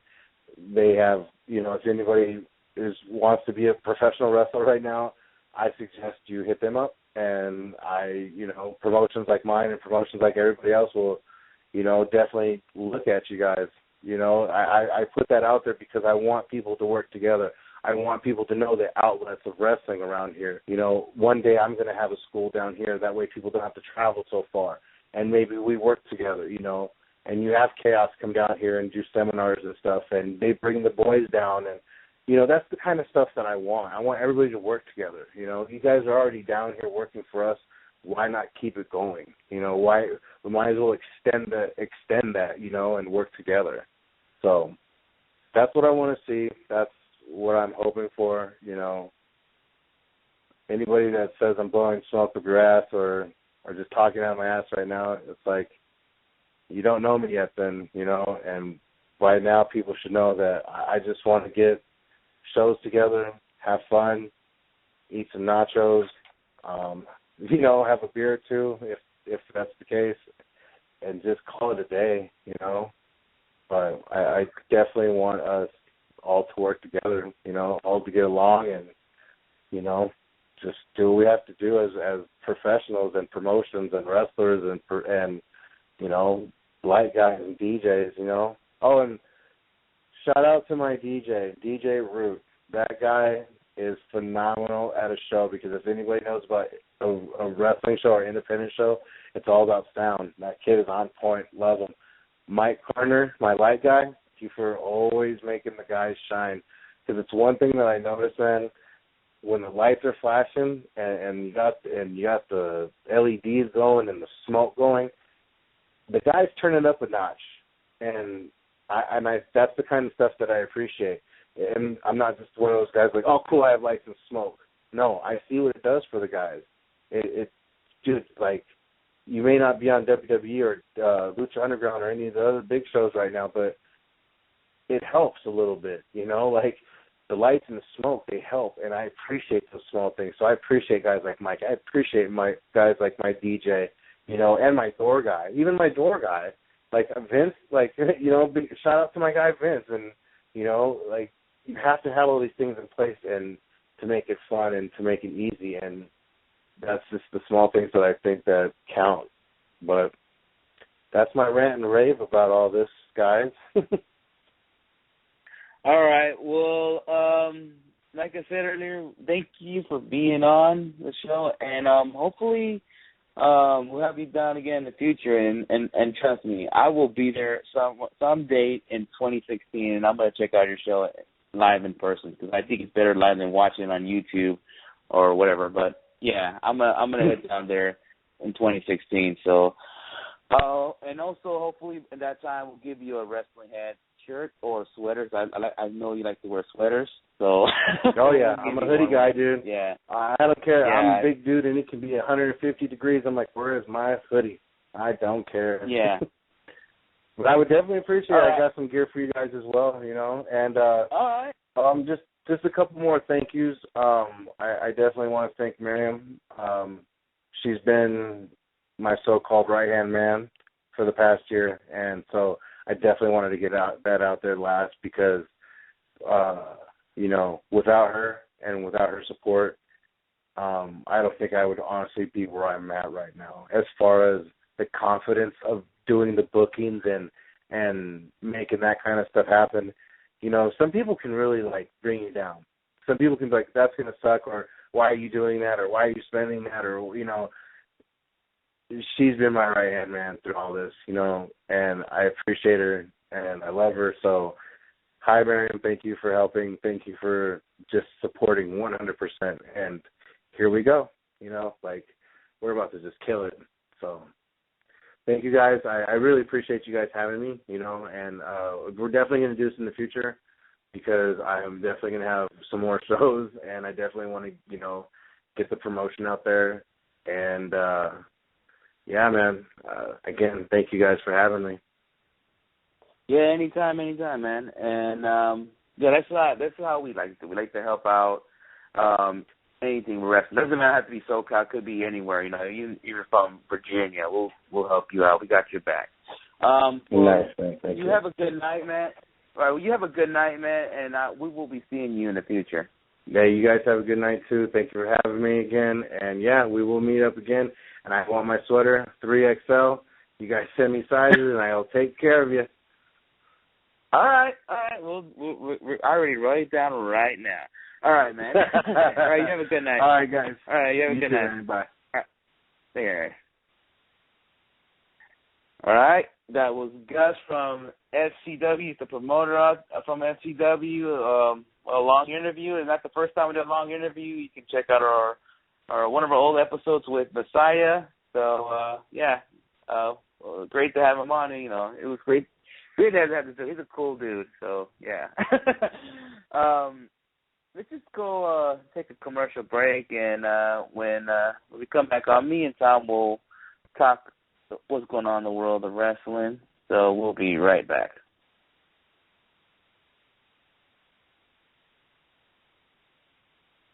Fucking shit. Hold on.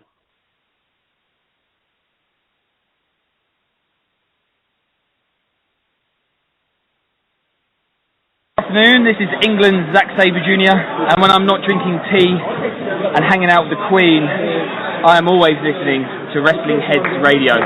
Cheerio. Hello, friends. This is Matt Seidel. You are using your brain and listening to WrestlingHeads. Respect. All right, we're back on WrestlingHeads Radio. Yeah, it was a long interview, but it's all good. It's all good. I'm sure you're enjoying every last minute of it, Tom. So yeah, but yeah, I'd rather have somebody talk like he did, because he gave us, like I said, so much insight and information about what's going on and opinions and all that. I'd rather do that than have someone give short answers. Like I really enjoy when people are very talkative. So great interview. Thanks to Gus. And like we said, if you're down in San Diego, if you're down in the 619, make sure you head out to FCW for Halloween. I had to do that. Yeah, it's kind of habit. San Diego. Yeah, check it out. If you're from LA, got nothing to do on a Friday night, just get your ass down to San Diego. It could be a 3-hour drive because due to the traffic, but I know people want to party in Mexico and all that. So get your ass out there and have some fun. We're speaking about fun tomorrow. If you're in the East Coast, Ring of Honor has a show, Glory by Honor 14. This is good. Give it a card on that one. Let me go get it. Let me put it up. You have the TV title on the line. You have Jay Lethal defending the title against Roderick Strong. But check this out.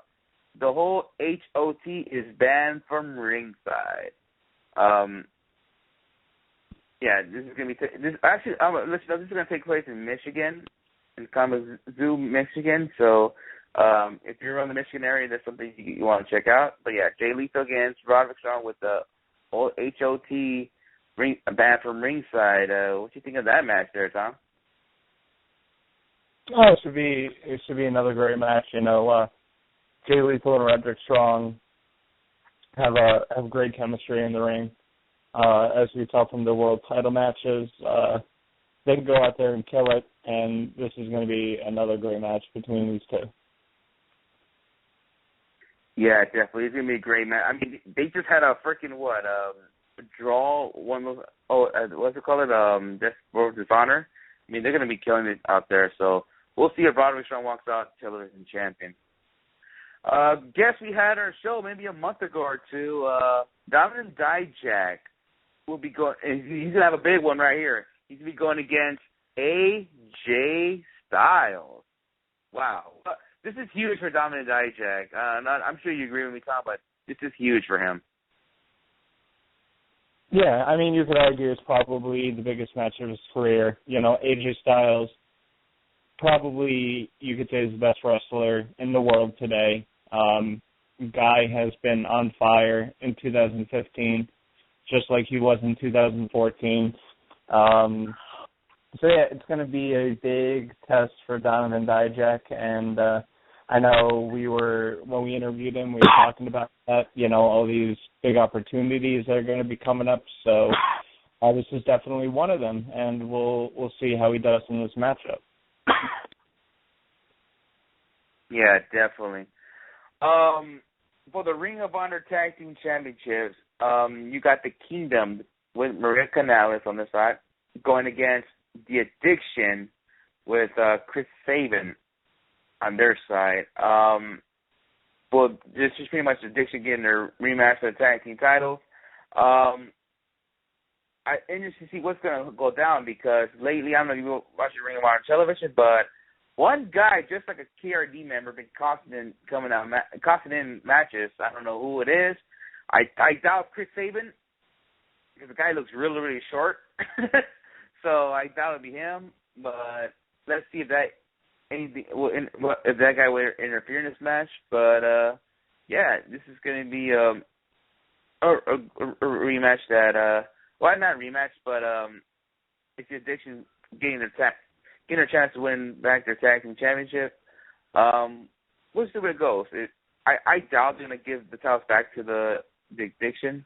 But yeah, I'm sure it's gonna be a good match. You got any comments for this match, Tom? Yeah, I mean, I think you got to keep the titles on the Kingdom right now. Like we've mentioned before, the Kingdom are definitely, I'd say, a lot.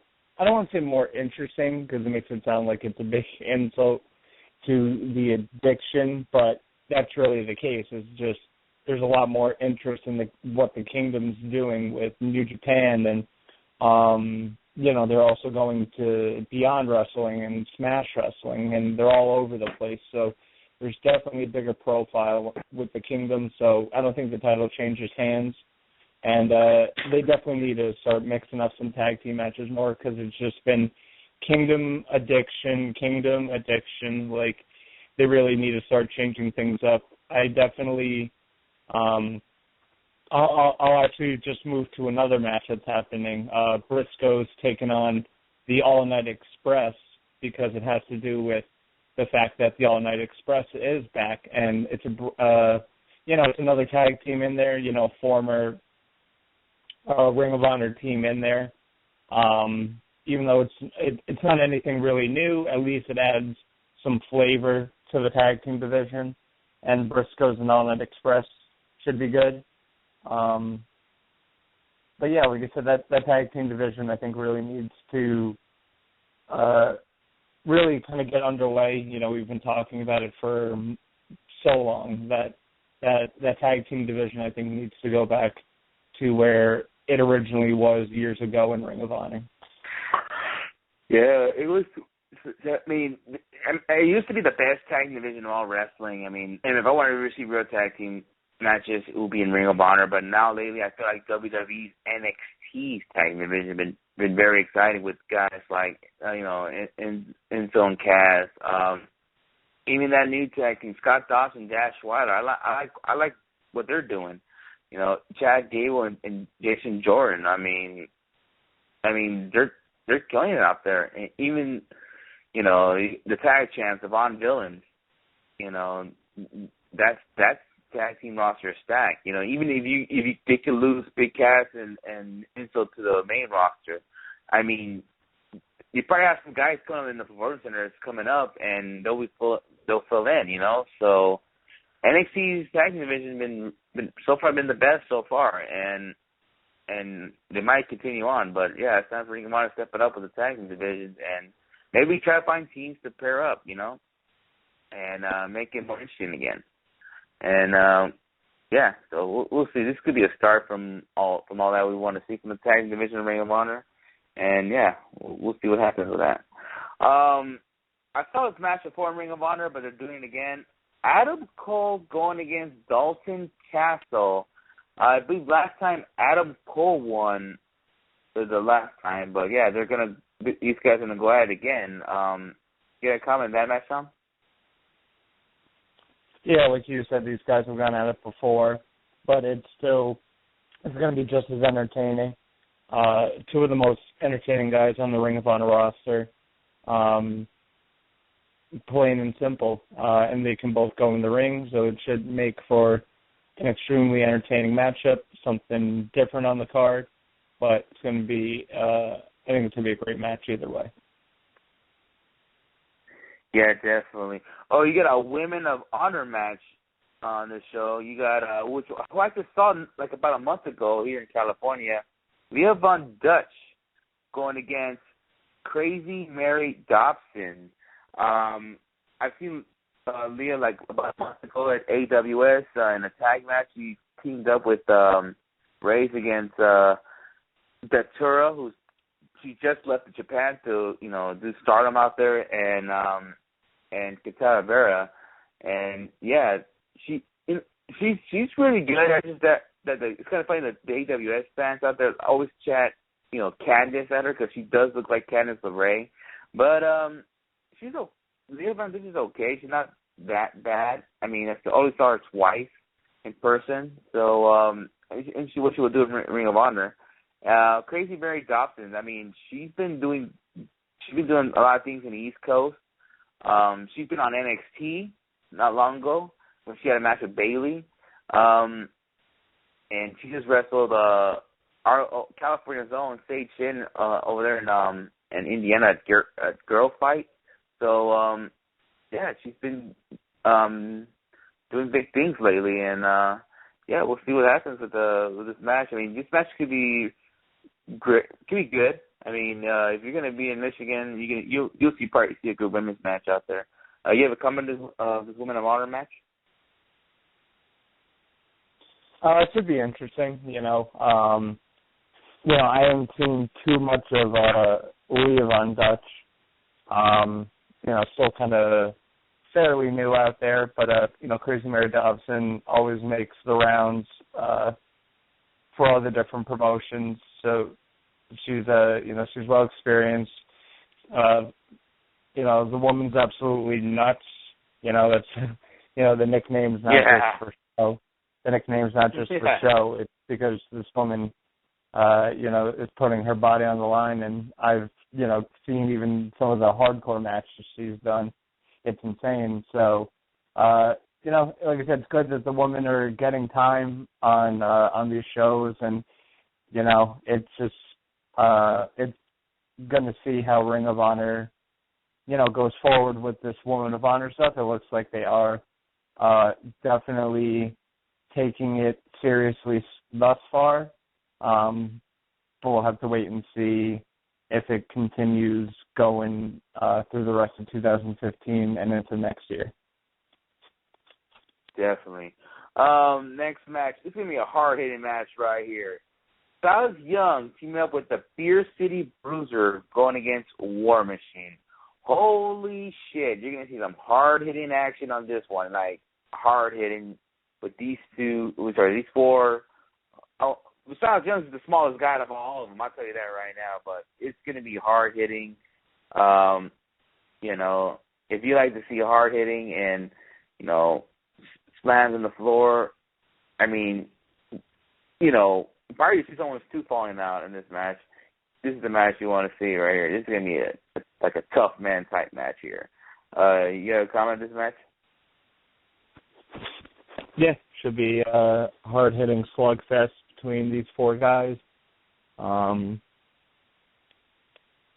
it's, like I said, Silas Young is going to have the boys in there too, so, that's going to keep going, it's been kind of funny seeing him post, like, pictures of him teaching the boys manly things. It's great stuff.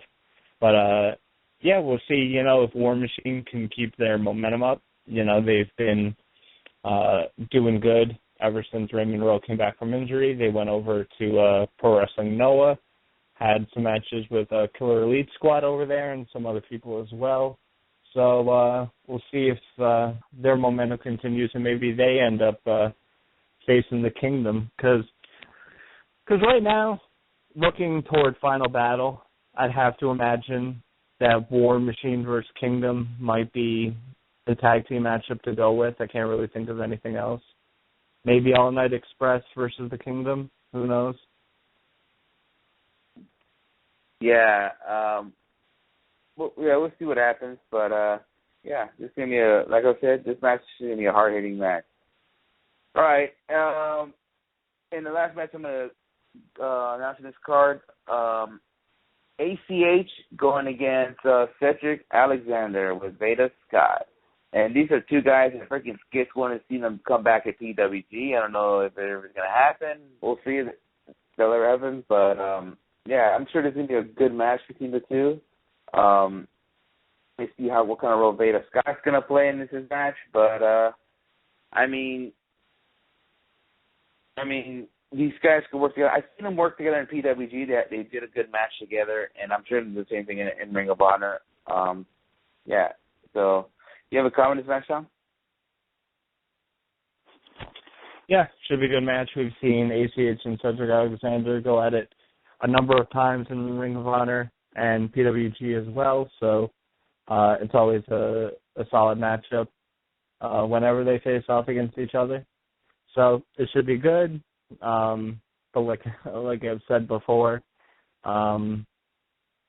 I feel like these guys should be doing more important things in the company than just having a random match on the show. I feel like they should be in title contentions. any of the titles. But, what can you do?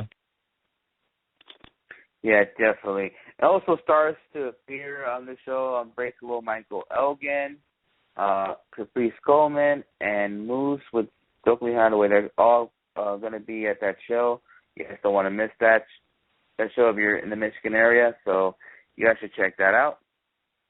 And also, I saw Ring of Honor. They have a lot of shows coming up. Like, I see one that I don't know what the date of it, but maybe get me out here. Oh, actually, wait a minute. No, actually, maybe I can't see the date of it, but I think it's Survival of the Finest. You have the Kingdom defending their tag titles against Red Dragon on that show. I don't know when is the date. Maybe I don't know if you know, Tom, but they're gonna go at it on that show. Oh, actually, I got it. Oh, actually, I got it right here. Oh, wait a minute. It's gonna be in November. This is gonna take place, but I'm trying to make sure. I'm trying to find out if this is night 1 or night 2 when that tag team match is gonna go down. I'm trying to. I think it's in, but whatever it is gonna take place in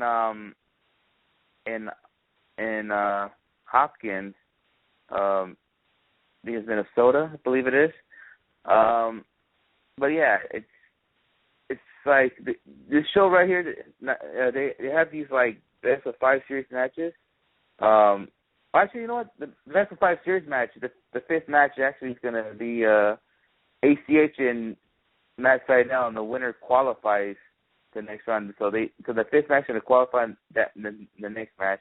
And signed to compete in this is going to be Mark Briscoe, Jay Briscoe, Unbreakable Elgin, ACH, Matt Sydal, and Mr. Glad Moose, Raymond Hanson, Dalton Castle.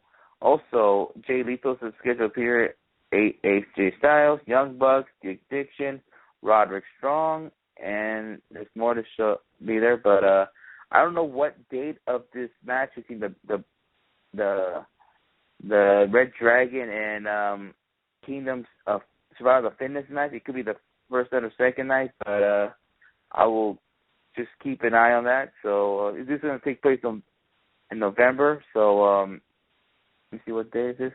I guess November 13th. Then it goes to the second day, November 14th. So, yeah, you guys should check it out if you're in the Minnesota area. So, probably Nathan's going to be out there. But yeah, it's going to be a freaking awesome show. Well, there's a lot I want to get into, but we're kind of winding down to the end of the show. But like I said, we're gonna end the show right now. I'm gonna give out a plugs, but just before we end the show, I just want to say if anybody in the LA area that's listening right now, tomorrow night, or pretty much the whole weekend, the wrestling guy is doing fundraiser. Because he's trying to keep the store around. So if you guys have a chance, just come down to the Wrestling Guy store. Just to support the Wrestling Guy. We got some supporters going on there, like the ring announcer from Lucha Underground, Melissa Santos. She'll be there tomorrow. Give out autographs and pictures. Saturday, former WWE diva and I guess you could say Lucha Underground star, Melina, she will be there on Saturday. I guess she's working on who could come Sunday, the same day as Hell in a Cell. Yeah, just come down and give some support to the Wrestling Guy, and hopefully, the store can stay around. You don't want to let the show end at Halloween Day. So, even though David Gomez, he's still our guest and on his podcast, he's a cool dude. Going to keep his store around, so let's just go there. I'm planning might go Saturday just to check it out, see how things are out there, and maybe what I could do to keep the store alive. So, yeah, if you live in the LA area, just head down to the Wrestling Guy store and give out your support and help the guy out here. All right, just follow Wrestling Heads on Twitter, like us on Facebook, Wrestling Heads. Follow us on Periscope. Sometimes we be posting matches that shows that me and Skits go. I know Tom be watching our matches out there, and so is Allie Parker. You guys want to check that out? Follow us there. Follow us on Instagram. Check out old photos, and who knows? Maybe this weekend. Never know. We might run into our old boy Kevin Owens when the WWE comes to town with Hell in a Cell. We will be there. Me and Skits will be at Hell in a Cell this Sunday. Well, what's going on live at the Staples Center, but we'll be there. And yes, if you're not going to be at the show, check it out on WWE Network. I'm sure it'll be a good show. Yeah, and also support us by a T-shirt. If you don't want to wait for us when we get our, Wrestling Heads versus the World shirt, you can get it at ProWrestlingTees.com/WrestlingHeads. You can get that, and and subscribe us on YouTube, youtube.com/WrestlingHeads. You can check out old episodes where we had Brian Cage on, so just Sparks, Famous B, Braves, the names goes on and on. Just check this out there, and you can follow me at Sinister632 on Twitter, Periscope, and Instagram. And you can follow our boy earlier that was here earlier, WH Skits. Just follow him there on same thing, Twitter, Instagram, and Periscope. Go ahead, Tom. Yep, you can follow me on Twitter at @2tweetme. My Periscope is the exact same thing. That's all I really have for personal social media. Make sure you guys are checking out the Elite Podcast Network at Elite Podcast Network on Twitter. Definitely some big things coming. Also, be sure to follow Weekly Wrestling Podcast at Weekly W Podcast. Of course, big shout out to them, of course, like we do every week. Big supporters of ours. We're big supporters of theirs, and we're part of the EPN family. And I know me and Mr. Matthew Grant of Weekly Wrestling Podcast are looking to get Wrestle Chat going again. And we may have one coming out tomorrow. Stay tuned. Plans change. So if you follow Weekly Wrestling Podcast on Twitter, you will be up to date with all that information. And go ahead. No, go ahead. Go ahead. I thought you were finished, but go ahead. I know. I was just going to say, make sure you guys are checking out, all the stuff, all the independent stuff, Smart Mark Video, highspots.com, all the on-demand stuff. Smash Wrestling on Demand has some great stuff on there. AIW has their own streaming service. AAW, Beyond Wrestling now has their own on-demand service, which is available through YouTube. So something a little different, but still some good stuff. Progress on Demand and New Japan World, all the great stuff. Tons of wrestling at the tip of your fingers. Support it, and support us and support wrestling. Just support wrestling. That's why we come on here, to just support wrestling, talk wrestling, and that's what we do. Eat, sleep, talk wrestling, repeat. Yeah, definitely. Shout out to Matthew Grant, by the way, and follow him, the podcast guy, and follow Elite Podcast Network. You can check out other shows as well, like Uncle Mike and Tom Show, Indie Power Rankings. The list goes on. Just follow the Elite Podcast Network.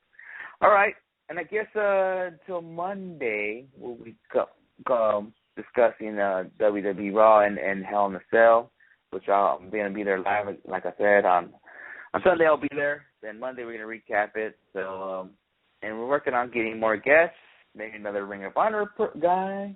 Who knows? But we'll be having more guests coming up, and hopefully in November we'll have more. But I guess until then, we are out. Bye. Later.